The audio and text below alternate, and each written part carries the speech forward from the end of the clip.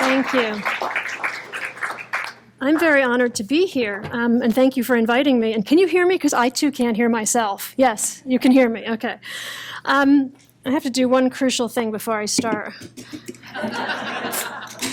We like to think about history as an eternal and immutable thing, like Mount Rushmore.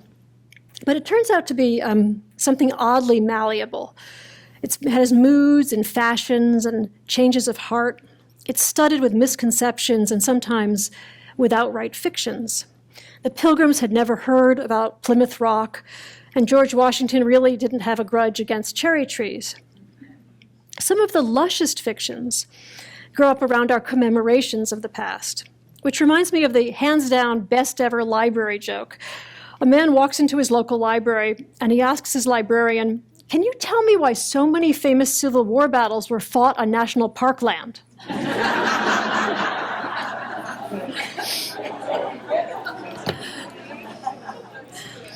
When I told that one to my daughter, she said, when I was little, I always used to wonder why all the presidents' birthdays fell on long weekends, which is kind of the same thing. None of which begins to explain what we've done with this one immutable fact. During the summer of 1692, after much deliberation, the Massachusetts Bay Colony executed 19 people for witchcraft. Those innocent men and women, they were 14 women and 5 men, were convicted in a Salem, Massachusetts courtroom. They hanged several miles away on a spot that, and this will tell you something about how that epidemic of witchcraft was viewed immediately afterward, a spot that we can locate only with difficulty today. Sometimes it seems as if the trauma of an event can be measured by how long it takes us to commemorate it and how thoroughly we manage to mangle it in the process. Because if you go back to Salem today to get a taste of this startling chapter in our history, you discover that the town has embraced its past with what you might call an uncommon fervor. In 1692, nearly 180 people were accused of witchcraft. None of them was a pirate, however. One was a Harvard-educated minister, and another was the richest merchant in the town of Salem. No pirates, though. For several hundred years after the trials, Salem did everything in its power to bury its history. As late as 1952, when Arthur Miller visited to research the crucible, the subject of witchcraft was taboo. You couldn't get anyone to say anything about it, complained Miller. The stigma lifted only, and I kid you not, with the Salem filming of the ABC sitcom Bewitched. The conceit of that show, as some of you may remember, was that a modern housewife enjoyed supernatural powers, and that by twitching her nose, she could do things like operate the vacuum cleaner and open the garage door. And why do I feel like I'm losing my mic? For various reasons, it made sense in 1970 to shoot a number of sitcom episodes in Salem, and that allowed the town finally to embrace its inglorious past. And here is how it did so. In 1992, it unveiled this gleaming memorial to Elizabeth Montgomery, the TV show's star. Effectively, she had laundered the history. And so over the next years, I'm fighting with this thing. There we go. Salem vigorously rebranded itself. This is the town newspaper. This is its football team. And this is the police cruiser in town. For a long time, I was walking around town shooting the badges of the police officers, which also have these witches flying across their shoulders. I think they thought I was vaguely demented. Generally, it becomes Witch City. These are slogans that you see throughout town. This is my favorite T-shirt. After Bewitched, a community of Wiccans established itself in Salem, which is today a very good place to buy crystals or a broomstick or a magic wand. It's also a particularly good place to get a tattoo. A witch museum opened in a former church, and the restored home of one of the 1692 judges recast itself as the witch house. And of course, Halloween now belongs to Salem, where October 31st is a month-long celebration. This is particularly ironic, of course, as the Puritans, and in 1692 nearly everyone in New England was a Puritan, had a horror of holidays. They had renounced Christmas and Saints' days to wind up with a calendar that has been described as the dullest in Western civilization. In other words, you can leave Salem today without a hint of its actual history, but you had also better book right now if you'd like a room for next Halloween. What precisely did happen in 1692? Toward the end of January, after a particularly Arctic winter, two little girls began to bark and to yelp and to shudder. They felt dumb. They seemed to fly across rooms. They lived in what was then known as Salem Village, a hamlet 5 miles down the road from Salem town, a community that today is known as Danvers, Massachusetts, to its great relief. The girl's father and uncle was the village minister, Samuel Paris. For some time, he resisted what seemed to many to be the obvious diagnosis. 4 years earlier, a family of Boston children had suffered identical convulsive symptoms. They accused a local woman of having cast a spell on them, and she hanged on Boston Common in November 1688. That case was well known, probably as much to the village children as to their parents. After weeks of prayer, with no change in the girl's condition and no other viable explanation for it, it seemed clear that witchcraft was at work. The girls named 3 names. 3 different women, they said, had enchanted them. And one of those women quickly confessed that indeed she was a witch. She did so in kaleidoscopic detail, with a story about yellow birds and red cats and black hogs. She said she'd been recruited by the devil himself, and she had flown in the wink of an eye to Boston. She also reported, and this was one of the more disturbing parts, she said she had had accomplices. 3 separate reporters took down her testimony, which created a sensation. Immediately, grown men began to hear unearthly sounds. They met large winged beasts in the moonlight. The girl's symptoms soon spread to a cohort of teenagers, many of them servants, and they would play the starring roles in 1692, identifying the witches, displaying their bruises and their bites and their bloodied limbs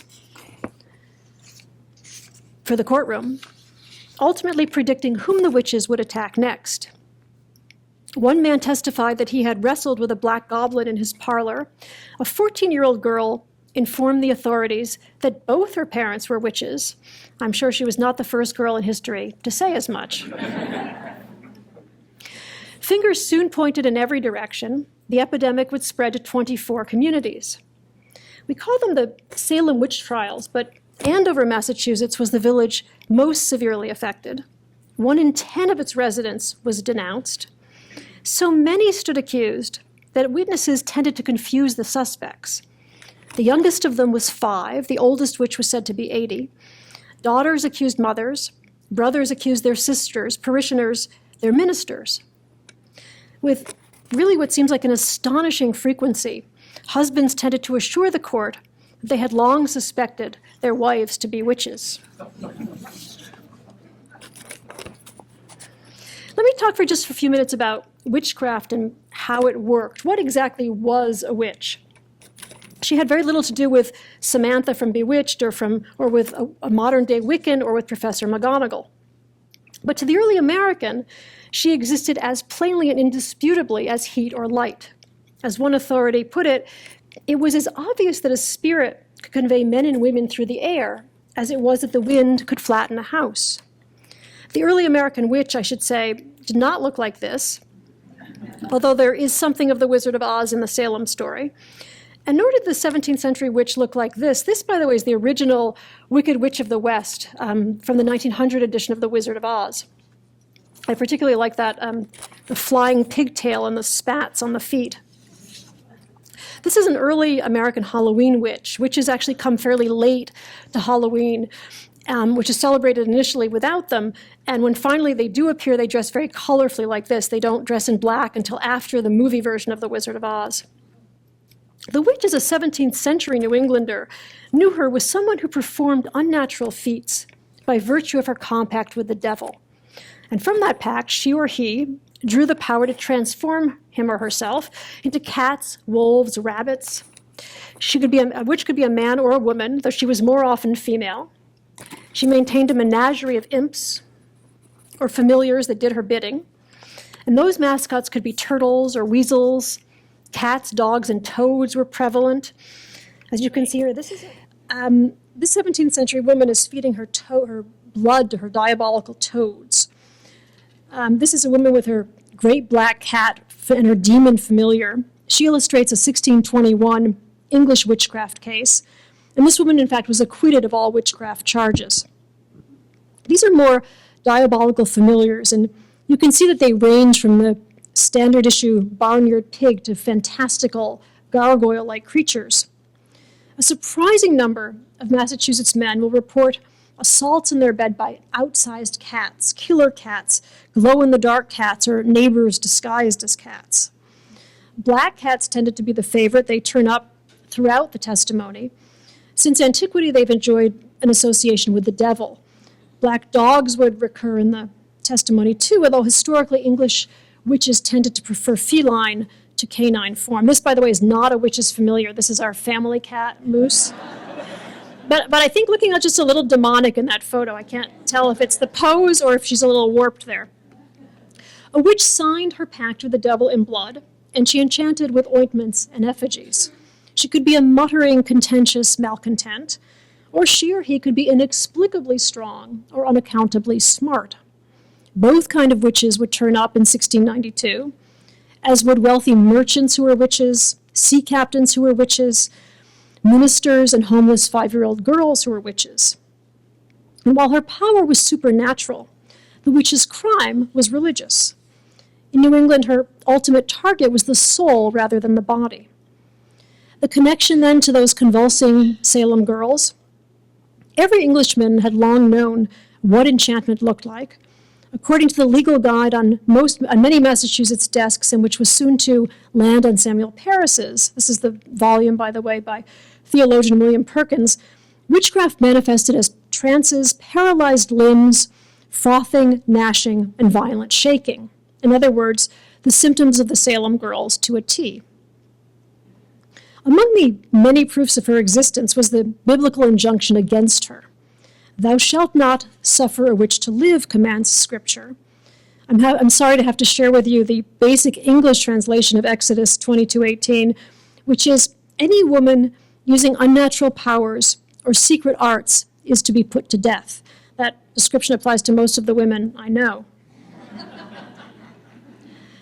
When Massachusetts establishes a legal code, the first capital crime is idolatry. The second is witchcraft. I should say that the third is blasphemy, and murder is only the fourth, which gives you some idea of the Puritan mind. In the years since those laws had been codified, New England had indicted about 100 witches. Massachusetts, however, had hanged only 6. So beside the mystery of the Salem symptoms is an arguably much greater mystery. Why in 1692 the relentless and hasty prosecution? The charges were familiar from earlier cases. Casting spells on livestock was a fairly common one. Salem witches enchanted fireplaces and muskets and wagons. They sent dishes sailing. They bit and they clawed, and they bludgeoned those who refused to sign the devil's book. This woodcut is from an early English witchcraft case. These women did not fare well. Why, you might ask, are they riding a pig? Because they had been accused of pig bewitching. New England witches do a great deal of flying, down chimneys and through apple trees, and ultimately to a diabolical Sabbath. But I should also say that traditionally the English witch did not fly. Continental witches, however, did fly, which will provide a significant clue as to what happened in 1692. Those who confess to witchcraft will mention having flown on the devil's shoulders or on poles or on sticks, but no New England witch, alas, ever flew on a broom. These are some English flyers. Oh, they used to be English flyers. Witchcraft is at work. They were recruiting a woman on the ground. This is a 15th century French set of flyers. You can see that a French woman knew how to fly very gracefully. The accepted logic on the phenomenon of witchcraft went like this. Witches existed in all times and places. How was it possible that imagination could deliver the same conceit across all cultures and all eras? In other words, witchcraft was so preposterous, so far-fetched, it had to be true. You couldn't make this stuff up. To the impossibility of a shared delusion was added the most compelling reason to believe in witchcraft. Not to subscribe to it was heresy. In 1692, then, a witch could be someone who was a foot stamper or a troublemaker, but it could also be someone who simply doubted the existence of witchcraft. Faith aside, it served a purpose. Witchcraft made sense of the unfortunate and the eerie, the sick child and the disappearing kitchen scissors. What else, shrugged one husband in court, could possibly have caused those black and blue marks on his wife's arm? One more breathtaking thing about the trials. They came to an end because the scope of the crisis ultimately taxed the imagination. Could there really be that many witches flying around Massachusetts? And because of what appeared to be an overzealous court, carefully, quietly, and anonymously, sane men began to speak up. Few of them, however, questioned the existence of witchcraft. At issue was the difficulty in identifying it. Many believed that innocents had died, but most of them also believed that real witches had escaped. To my mind, writers can be especially unhelpful about what nudges them toward a particular subject. And I can't say precisely where my interest in Salem took hold. I can report that you don't head off into the long haul of writing a book without some kind of obsession, the kind that wakes you in the middle of the night, that makes you read the news daily through the eyes of someone who lived centuries or hundreds of centuries earlier. When I began thinking about Salem, it began to feel eerily topical and familiar to me. Oral culture, like internet culture, feeds on rumor, both effectively sow mass hysteria. We too know something about conspiracies and their political utility, about how fear can corrode our thinking, and about how raging against the powers of darkness can convince us that we stand in the light. Here was an instructive tale about a very different war on terror, about the politics of fear, both conducted by the wisest, most enlightened men around. At the center of the events in 1692 were Increase Mather, the most illustrious of Massachusetts ministers, and his brilliant 29-year-old son, Cotton. Cotton Mather had no trouble whatsoever with the hysteria that was whipping its way through the colony. He was convinced that Massachusetts was under assault from a subversive crew. More to the point, he relished the attack because it proved the colony's special status. The epidemic seemed a badge of honor to him, further proof that New Englanders were the chosen people. American exceptionalism really begins here. The civic authorities appealed regularly to the Mathers for guidance. They owned the most extensive collection of printed matter in Massachusetts. They had devoured libraries on the subject of witchcraft, and it was to Cotton Mather that we owe our knowledge of that earlier Boston epidemic. He had published a best-selling volume on the subject. He wrote more about Salem in the end than anyone else. A decade afterward, he was still puzzling about what could possibly have caused the epidemic of witchcraft. He concluded, for the record, that it had been the fault of the Native Americans.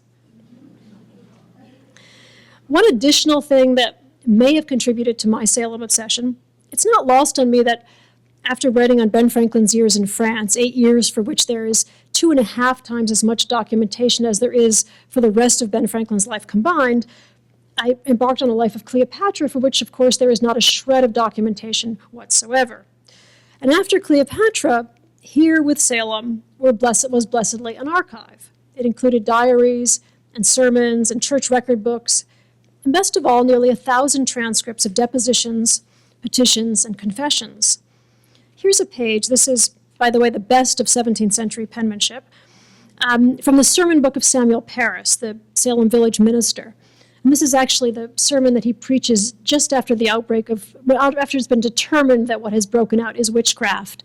And you can see the first line, occasioned by dreadful witchcraft, broke out here a few weeks past, and one member of this community and another of Salem, upon public examination by civil authority, vehemently suspected for she-witches. This is the accounting of one of the many jail keeps who incarcerated witch suspects. As a 17th century prisoner paid for his charges, the jailer tended to keep very meticulous tallies. So the trials struck me as terrifically, urgently relevant, especially when you factored in the anxiety and the very familiar conspiracy theories. We always remain obsessed, I think, with our origins. Thanks in large part to Hawthorne and to Arthur Miller, the trials have inserted themselves into our DNA. In talking about the witches this past year, it has sometimes seemed to me as if half of America descends from the settlers of 17th century New England, and the other half of us starred in the Crucible in high school. Let me end with the witchcraft confession of a 72-year-old farm woman, because for me, she was the start of the story, and she necessarily had to become the start of the book. We don't know who initially accused Anne Foster, but we know that she submitted to 3 very intense back-to-back interrogations. At first, she denied all involvement with witchcraft, and soon, though, she began to unspool an astonishing tale. I should say that this is midsummer at this point, and 6 alleged witches have now hanged. The epidemic, by the way, takes off at a gallop. From beginning to end, it's really 9 months long. The devil, Foster admitted, had appeared to her as a bird. At his direction, she had bewitched several children and a hog. This is the record, by the way, of her repeated examinations. This is not the best of 17th century handwriting. I'm showing you this so you'll feel sorry for me. A neighbor who was a witch had led Foster to a diabolical Sabbath in May, arranging their trip through the air. Foster provided precise details of that gathering, to which she reported that witches had flown from all over New England. We can reconstruct that meeting from more than 50 sworn testimonies, but alas, we have no image of it. This is the closest we can come. This is a 17th century engraving of a German witch's Sabbath. It's a much more decadent production, but certain themes are familiar as these men and women fly by various means to a clearing. You'll remember that I said before that there had been no flying in Massachusetts before 1692. Well, that year suddenly everyone is aloft. In her second interrogation, Foster would tell the authorities that she had flown to the meeting on a pole that she shared with her neighbor. As they sailed through the air, the 2 women, she said, had crashed. They took off a second time, though Foster hurt her leg in the fall. And you can see here that she's not the only one who seems to fall on her way to a diabolical Sabbath. She plunged to the ground. We know about that crash not only from her official account, but because a local minister who had heard her confession questioned her privately afterward in prison. He was fascinated by the mechanics of witchcraft. Did she ride to the meeting on a stick?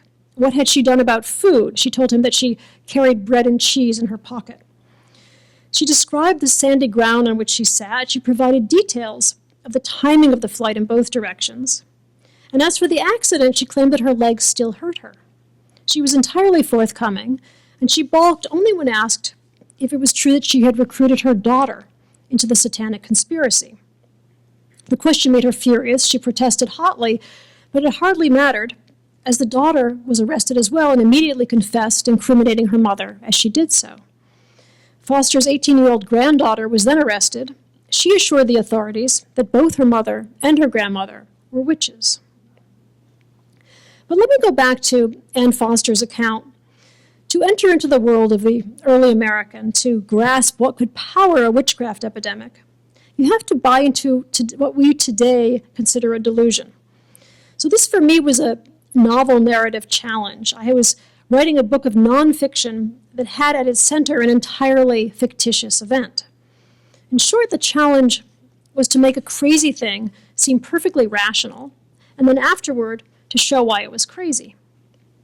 Foster's crash seemed to me to point the way. Here was a woman who not only believed that she had attended a diabolical Sabbath or had reason to lead others to believe she had done so, but who had envisioned the difficulties getting there and could still feel its after effects. That Sabbath, moreover, stood at the center of the story. The authorities heard that it amounted to a full-blown conspiracy against the state. The witches were plotting to overthrow the government, the church, and the new government. This was the original plot against America. Foster told the authorities that there had been 25 co-conspirators. Her granddaughter said 70, and estimates soon rose to 500.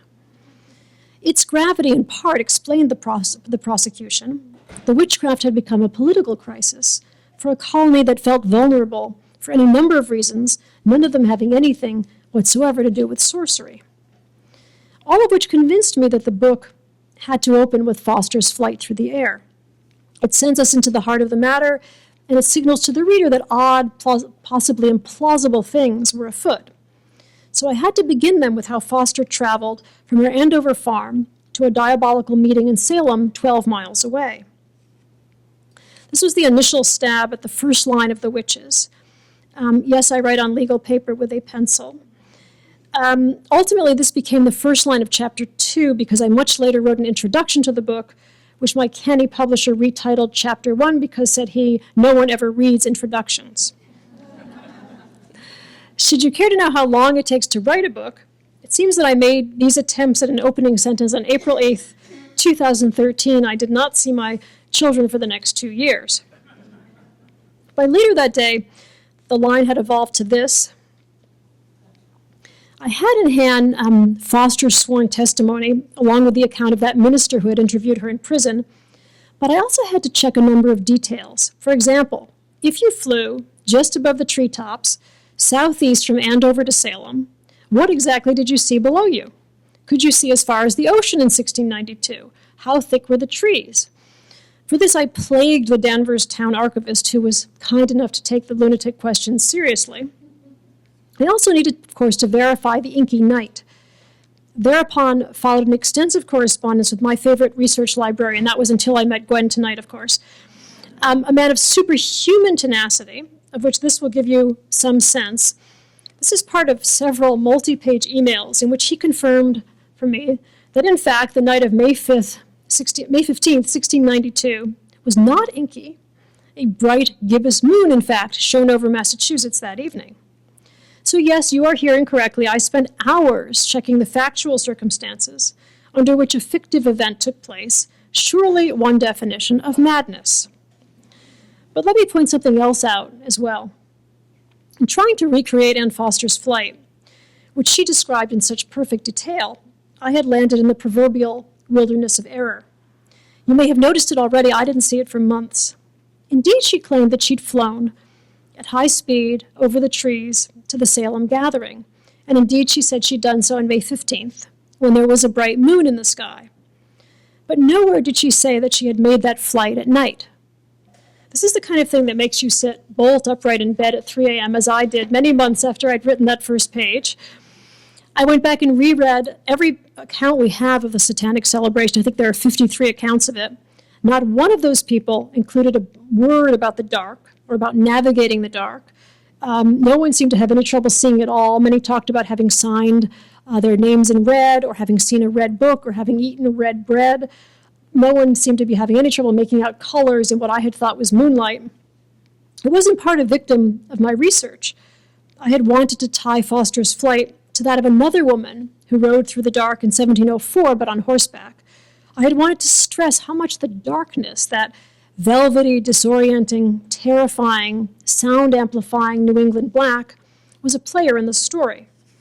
And after all, everyone knows witches fly at night. Of course, when I went back to look, there it was. Foster's granddaughter plainly tells the authorities that the meeting had taken place at noon. And so ultimately, in the final draft, a plush carpet of meadows unfurls below Anne Foster as she flies to Salem, or at least swore she did, over red maples and over meandering streams. There's a bright moon in the sky, but it's no longer dark. There were, of course, no flights through the air in 1692, nor goblins in the parlor, nor supernatural conspiracies in the meadow. How then did these things seem to happen? When you pry the whole chapter apart, you see that it makes uncanny and wholly modern sense. I tell you about Foster because I hope that what you'll take from the book might be what I took from my own misreading, a reminder of how swiftly we jump to conclusions, how easily ignorance and information can trip us up. Fear warps our thinking. Preconceived notions can lead us astray. We leap at explanations. Above all, the Salem history reminds us of the importance of keeping our heads, even when that leaves a question unresolved, even when that leaves us off balance. That's an uncomfortable state, but as a later Bostonian noted, bewilderment is crucial. We'd be lost without it. It seems probable, wrote Henry James, 200 years after the trials, that if we were never bewildered, there would never be a story to tell about us. Pressed to confess to witchcraft, one suspect protested that she was innocent. She was not even sure what a witch was. The justice before her was an expert logician. If she didn't know what a witch was, how could she be certain that she wasn't one? She was the first woman to hang in June. Her relatives kept their distance. It was safer at that point not to raise one's voice. Nor did anyone seek redress decades later when Massachusetts compensated some of the other families for their losses. That first woman was cleared finally of witchcraft charges in 2001, naturally on Halloween. Thank you.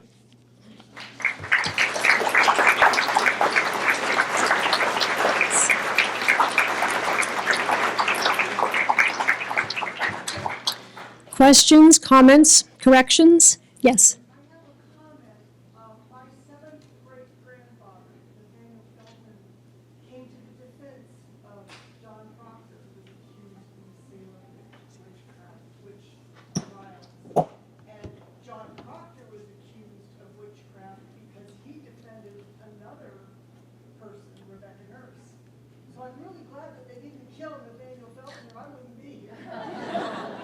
You know, it's interesting to see, and for me this was one of the fascinations, what would you do? At a certain point early on, it becomes clear that it's much safer to accuse than to be accused. And that's one of the things, obviously, that speeds up the finger pointing. John Proctor is accused because he's one of the only people who early on expresses any skepticism about what's happening. Witchcraft is such an entrenched and immutable belief to the Puritan mind that no one really wants to question it, and it was so dangerous to question anything, as John Proctor will find out, that few people will in fact do so. And the silence that reigns over these events is stunning. I mean, until 1692, there had been an enormous New England business in defamation and slander suits. People constantly sue each other for defamation. That summer, no one sues anyone for defamation for witchcraft charges, because to question anyone who did so was to question the Bible itself. So you hail from an extremely courageous family. I have the proposition that he wrote in his defense.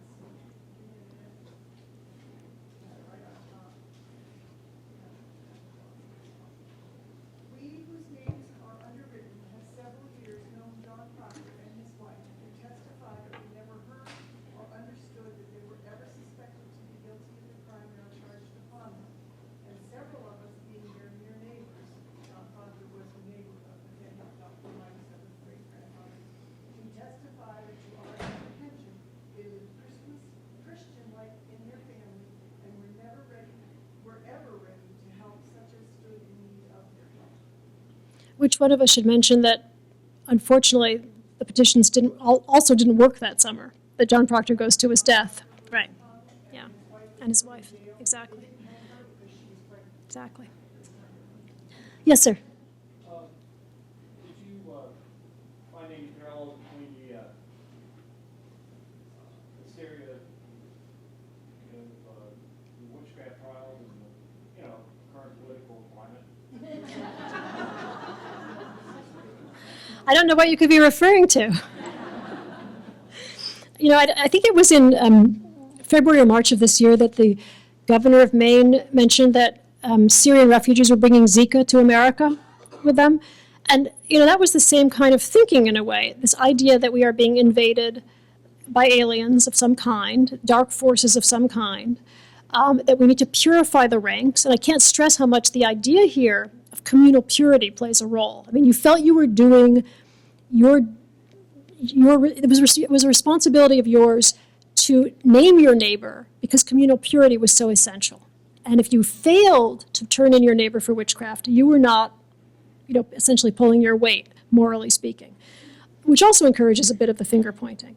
But that sense that we are under attack because people who are heathens or people who do not think as we do envy us our liberties, which was some of the talk around 9/11 as well, was very much what was being articulated at the time. And there's a lot of Cotton Mather very much on the subject of, the devil has touched down here because we deserve this, because we are the chosen people. And where does the devil touch down? But there where he is hated most. And that's how he turns this into a proof that New Englanders deserve this badge of honor, but also, in a more glorious way, proof that the second coming is at hand, because this descent of devils has great portent for the future. So, in fact, embraces this epidemic in a way that I think we have, in many ways, failed to realize. The high notes, the shrill notes from Cotton Mather are all there, and those shrill notes are ones that we can hear sounding very loudly today. Yes. I wanted you to talk about the process of Massachusetts compensating the families and pardoning them. Would that be the right word? Yep. Right after the trials, there's an astonishing silence.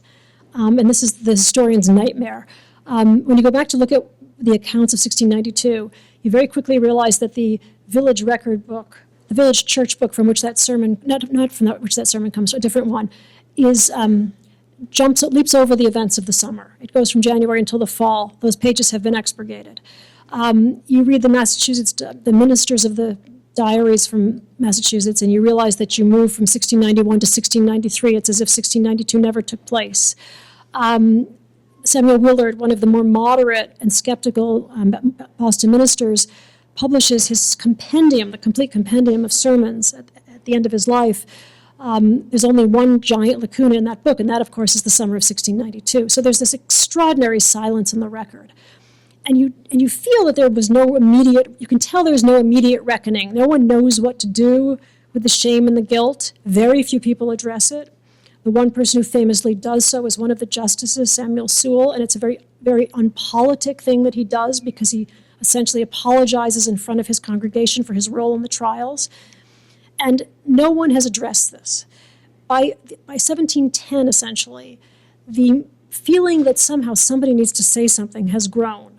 Moreover, and this is often the case with what moves us to apologize, the economy is in tatters, the weather's bad, the crops are not thriving, and the theory gains hold that perhaps New England is under some kind of penalty, has been suffering some sort of penalty for its refusal to address what had happened in 1692, when it is generally acknowledged that innocents have gone to their deaths. A committee is formed, and families submit petitions to somehow be compensated for their losses.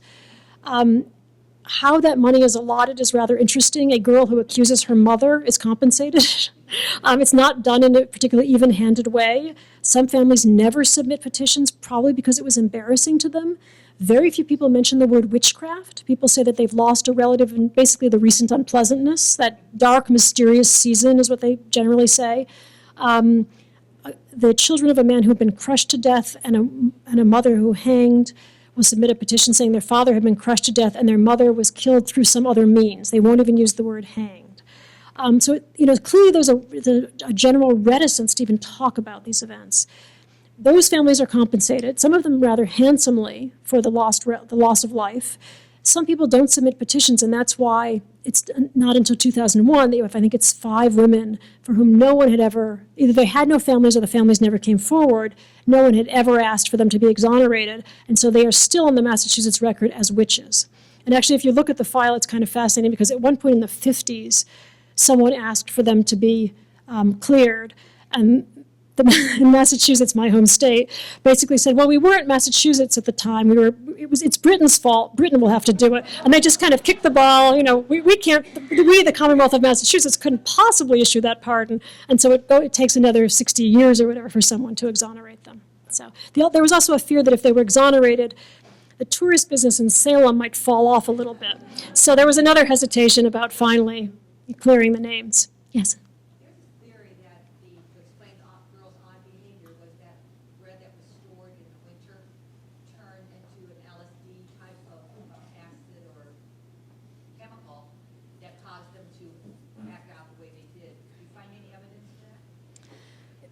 There's this marvelous theory, a very neat theory, that the rye supply had fermented, and that apparently, I didn't try this at home, when your rye supply ferments, you have something called ergot poisoning, which leads you to hallucinate.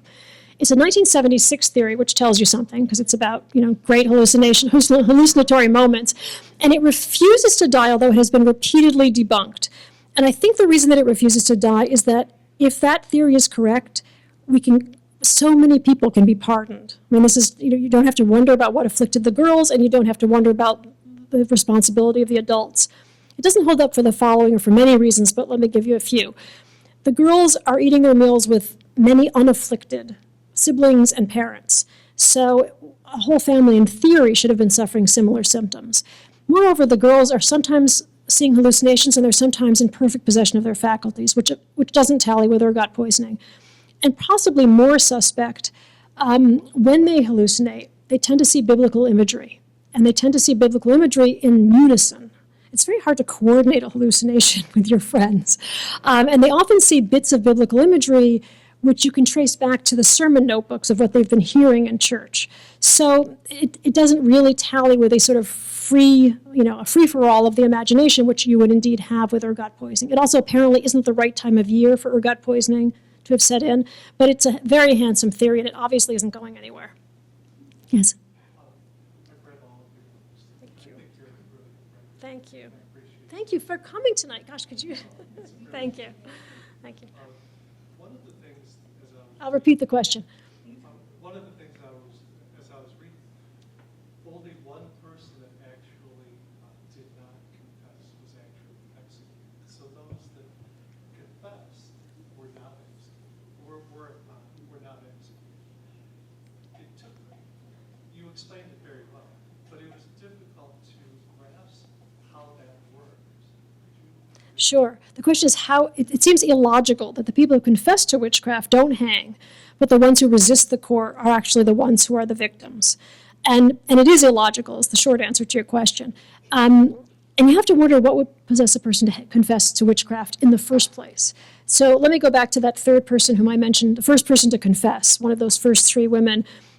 She's a slave, and she's the only slave who's, in fact, accused of witchcraft. You know her as Tituba from The Crucible, although she's black in The Crucible, she's actually Indian in reality. And she's a slave, which is to say she's used to giving her master what he wants. There's some hint that perhaps she was in some way tortured into confessing, either verbally or physically. There's no question, if you read the testimony very closely, that the justice is asking it's really a collaborative exercise with the justice who's deposing her. He's basically saying, did you see a book? And she says, yes, sir, I saw a book. Was it a yellow book? Oh, yes, it was a yellow book. She never really comes up with a detail on her own. She just answers his questions precisely as you can see he would want them answered. Occasionally she elaborates, like, did you see a strange beast?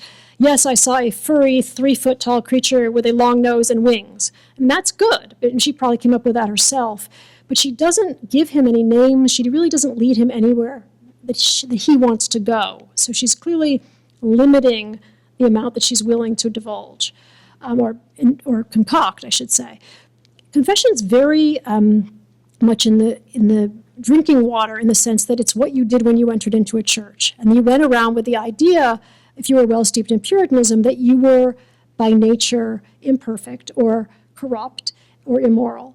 And confession was what you did when you entered into church membership to get to know the community and to clear your soul. So the whole practice of confession comes rather naturally. By midsummer, it becomes clear to people that if they confess, they won't go to the gallows, they'll get sent back to jail. And that, plus the fact that if you confessed, you could simultaneously accuse, means that confession becomes very popular. So there's this rash, especially once the witchcraft spreads to Andover, there's a rash of confessions where people begin just pointing fingers in every possible direction. But there is some torture. We know of boys who were tortured to confess. And we know that many people will confess because they think it's what the authorities want to hear. I mean, there's a terrible moment of a teenage girl being carted off to the hearing. And on one side of her is riding her minister, and on the other side of her is riding her stepbrother.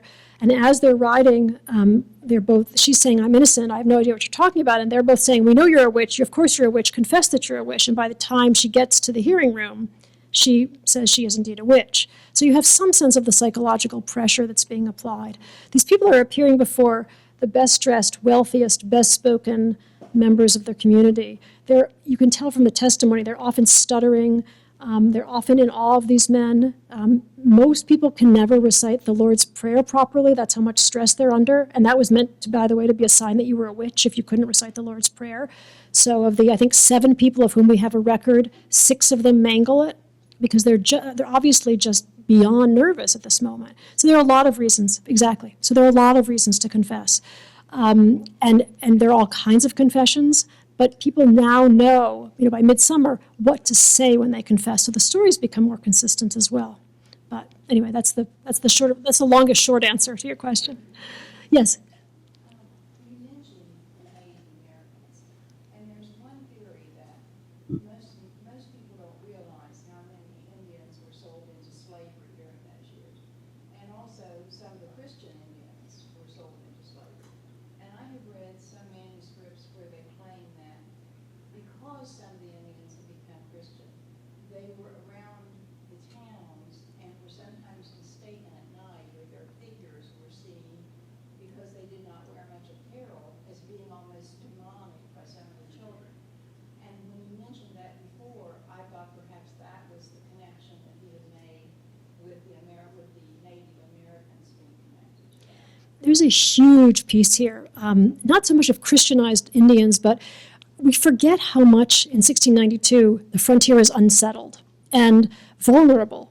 And in fact, 15 miles from Salem, there has been a savage, intensely bloody attack on a small community in what is now southern Maine, from which refugees have fled to Salem just before this begins to break out. I mean, there's a real possibility here that there is some sort of trauma because of those repeated conflicts. There had been half a generation earlier an extremely costly war, King Philip's War, which claims a massive number of casualties. It's the bloodiest war in American history per capita. And many of the people who were involved in 1692 have lost families, have seen family members butchered, have seen friends scalped, and have turned up in Salem, 16 years later to have this, epidemic of witchcraft. There is indeed a wholesale conflation in the imagery between a witch and the Native Americans, and especially in Cotton Mather. And yes, when he says, the horrid conjurers that he's talking about, those could have been witches, or they could have been Indians. Or they could have been Catholics, by the way. I mean, for Cotton Mather, the 3 terms are pretty much interchangeable. But that idea of just nefarious, infestation of our pure community, any one of those 3, fill in the blank, will do. But the Indian threat is obviously the only one that boatloads of Catholics were not about to arrive in Boston. But it was true that there were Indians lurking in the backyard, and that sometimes they were peaceable, but very often they were not. And if you look at the court records of the previous years, you see that any number of people came home to discover their houses had been burned, their families carted off, women defend themselves and their children against marauding Indians. There's a woman who's sitting in the corner one night knitting, and she, gets some visitors and doesn't really know what to do. I mean, there's just this sense of wholesale assault, such that when people confess in the witchcraft court, they very often say, I had imagined what would happen if I were carried off by my hair by the Native Americans. So yes, there's a great deal of that, and that sense of vulnerability, which I didn't talk about, is triple because this is a time where the government is dislocated, the economy is in tatters, and there's this constant Indian threat. And I think we think by then, everything's been settled and everyone's secure, but by no means so. Yeah. Yes. Have you seen the movie The Witch, and did you think it was accurate? I did see. What about that goat? Oh my God, the most frightening thing. I did see it. I think it's very accurate in palette and in feel. I mean, that sense, as I just said, that sense of being so much on the edge of civilization and of anything, of the darkness of forces driving down upon you. Absolutely. A lot of the language comes from actual sermons. What it doesn't give you a sense of is that infectious nature of the witchcraft charges, and how they begin to penetrate and pollute the community, and how they're somewhat encouraged, obviously, by the authorities. That sense that everyday life, as we know, there has to be a reason. We desperately thirst for causal connection and for explanation. And that ability of witchcraft to explain pretty much anything really comes through, I think, in that movie. That, whenever, the horse is sick, or the child dies, or the saucer finds its way outdoors, witchcraft is a really, versatile answer to those mysteries. Yes?